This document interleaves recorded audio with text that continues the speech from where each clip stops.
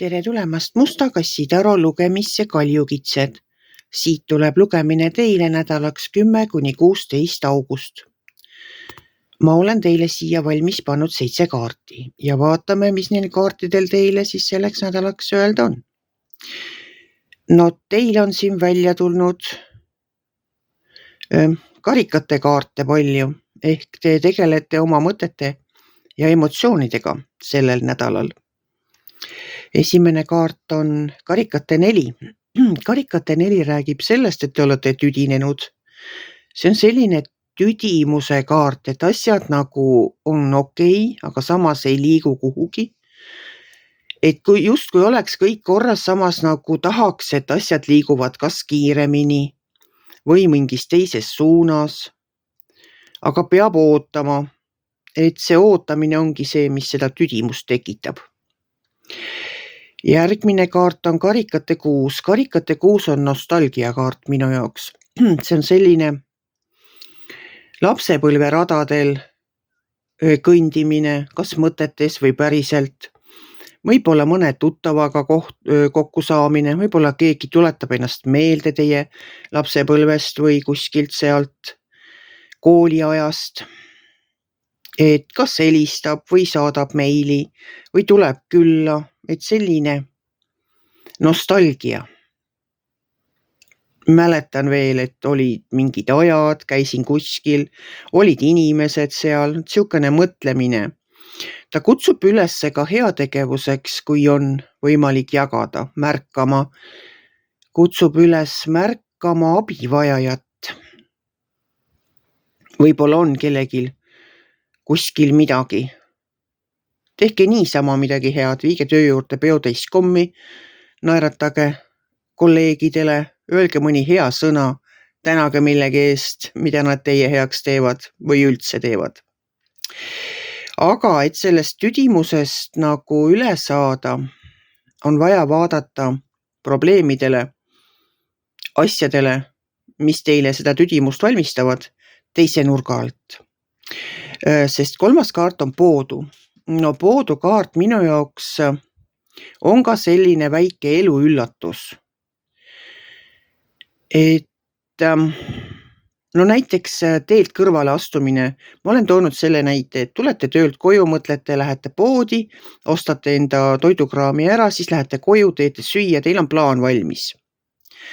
Aga siis heliseb telefon ja keegi kutsub või ütleb midagi sellist, et te peate oma plaane muutma, minema kuhugi mujale. See ei ole ebameeldiv üllatus, see on meeldiv üllatus. Et see on selline, kuidas ma ütlen, värske õhk järsku sinna õhtusse või päeva. Ja täiesti selline, üllatus, jah. Üllatus ongi see, mida te ei oska ette arvata.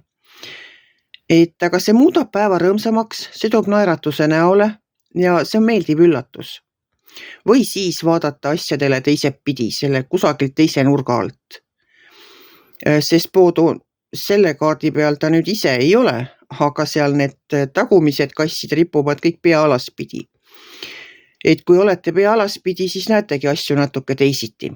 Ja siis tuleb jälle see hierofanti ehk õpetlase kaart. Siia see sama jutt, mis eelmisel nädalalgi, et kui teil on mida õpetada, siis õpetage. Praegu on väga palju vabu kohti õpetaja ametile. Nii palju, kui ma olen näinud neid Eestis pakutavaid töökohti, siis õpetajaid on igale poole ja alati vaja.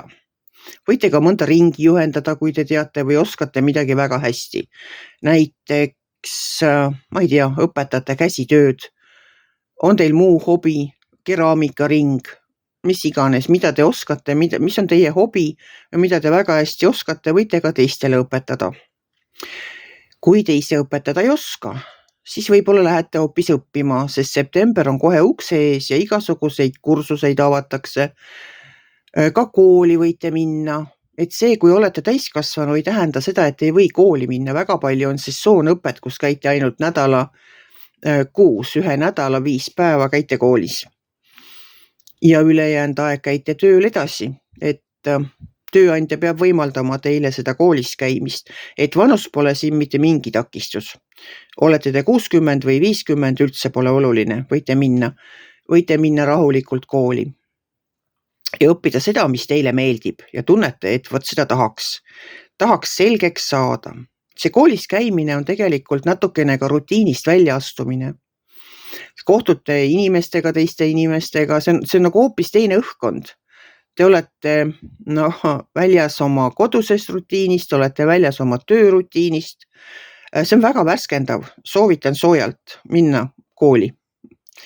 Edasi tuleb siin Mõõkade kuninganna. Mõõkade kuninganna on väga tark naine. Temal on kõik juriidilised küsimused hästi selged. Temal on kõik paberimajandus hästi selge. Tema teab ja näeb, vot kõik lepingud ta loeb läbi, aitab projekte kirjutada, kes siin vaatab vasta sügist, et oleks vaja mõnda uut projekti algatada. Tema aitab ka selles suunas liikuda, et jah, kuna ta tunneb hästi seadust ja ta on hästi tähelepanelik, et ta näeb ära kõik igasugused konksud paberite hulgas, siis tema on väga hea kaaslane, kui teil on plaanis mõni allkiri kusagil anda või mõni juriidiline küsimus lahendada. Siis tuleb saatuse ratas. Saatuse ratas räägib elu üllatusest. Ma tahan teile öelda seda, et nii palju, kui mulle on nüüd kirjutatud, ka on palutud individuaalseid lugemisi erinevatel teemadel, põhifookus on muidugi suhetel. Siis ma tahan teile seda öelda seoses selle saatuse rattaga, et mulle tundub, et me ei lase üldse elul ennast juhtida. Laske vabaks, minge vooluga kaasa. Ärge keerake kõiki kive ümber. Te ei leia sealt mitte midagi. Te saate selle siis, kui selleks on õige aeg. Olgu see siis unistuste töökoht, olgu see elukaaslane, muidugi kui on küsimused väga isiklikud, siis ikka pöörduge. Aga laske elul ennast juhtida. Usaldage universumit, usaldage ingleid, nemad teavad täpselt, mida meil vaja on. Kui te tagasi vaatate oma elule, siis te näete, kuidas on kivi kõrvale teie elurada pandud paika. Üks asi viib teiseni ja teine kolmandani ja nii edasi ja nii edasi. Nii ka selle saatuse rattaga. Ma olen siia alati ka selle näite toonud või öelnud, et kui te tunnete sellel nädalal tohutut soovi osta mingi lotopilet, pole võib-olla eluski lotot mänginud, osta endale bingolotopilet või mõni muu pilet, siis ostke see ära. Kunagi ei tea, mis on elul teiega plaanis. Ei saa ju võita, kui ei osta piletit. Aga kui te ei tunne mitte mingisugust soovi, siis ärge ostke. Kindlasti ärge pange mingeid suuri rahasid mängu. Aga võite ju oma õnne vahest proovile panna. Ja viimase kaardina on teile välja tulnud karikate kuninganna. Karikate kuninganna on meie emotsioonid, meie mõtted, meie tunded. Karikate kuninganna valitseb oma emotsioone ja oma tundeid. Tema ongi väga hea õpetaja, sobib hästi selle hierofanti kaardiga. Et kui te olete õpetaja või võiksite olla õpetaja, teil on mida õpetada, siis kindlasti tehke seda. Karikate kuninganna on väga rahulik. Tema tahab, et inimene aru saaks ja ta on valmis 10 korda ühte ja sama kordama, et see jõuaks kohale. Et selline kannatlik õpetaja, võib-olla nüüd tänapäeval, mul ei ole enam väikeseid lapsi, kes koolis käiksid, et ma ei ole päris hästi kursis sellega, mis koolides toimub praegu. Ma kuulen ainult seda, mis ajakirjanduses kuulda on, et õpetajad on praegu ikkagi väga sedasi vastu seina surutud, õigusi enam ei ole, on ainult kohustused. Sest kõigil on telefonid, kõik saavad filmida, kõik saavad kusagile kirjutada, sotsiaalmeediasse asju ülesse panna. Et iga asja peale praegu nagu on lastel suuremad õigused, kui on õpetajatel. Aga see selleks, õpetaja amet on väga tore amet ja õpetaja amet on väga vajalik amet. Nii et kui teil on mida õpetada, siis õpetage julgelt. Ja olge selle juures kannatlik. Sest karikate kuninganna on kannatlik, ta on ka väga hea sõbranna. Kui teil on selline hea sõbranna, kes teid kuulab, võite ka oma muret jagada või siis oma plaane näiteks. Vahest on ju vaja, et keegi nagu kiidaks heaks või ütleks, et jaa, et see on sul õige tee. Sa oled õigel teel. Et vot selline, vaadake asjadele teise nurga alt, õppige või õpetage. Jah, ma arvan küll, et te olete seal, kus te olema peate hetkel oma eluga. Ja nostalgia on ka tore vahest käia sellisel mineviku teel, mõelda kas või seda, mis minevikus hästi läks. Jah, ja mida saaks parandada, kuidas edasi minna. Vahest on õige aeg teha oma elus väike analüüs, vaadata tagasi, aga ei tohi jääda sinna minevikku kinni.